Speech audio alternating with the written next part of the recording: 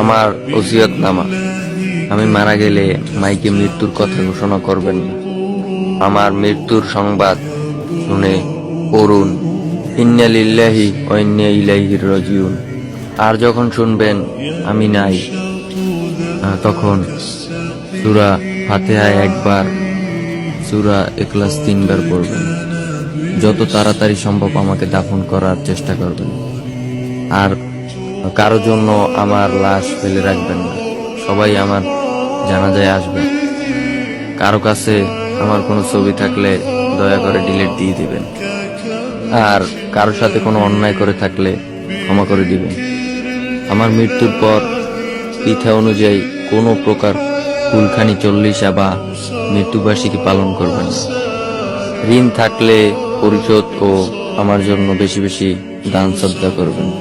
আমার জন্য কেউ যেন উচ্চ আওয়াজে না কাঁদে। আর যখনই তুমি দোয়া করবে সেই দোয়ায় আমাকে শামিল করো। আমার মৃত্যুর পর যদি কখনো আমার প্রোফাইলে আসেন তাহলে আমার নাজাতের জন্য একটু দোয়া করবেন। অতঃপর আইডিতে ব্লক দিবেন, লাস্ট একটা মেসেজ দিবেন, আসসালামু আলাইকুম।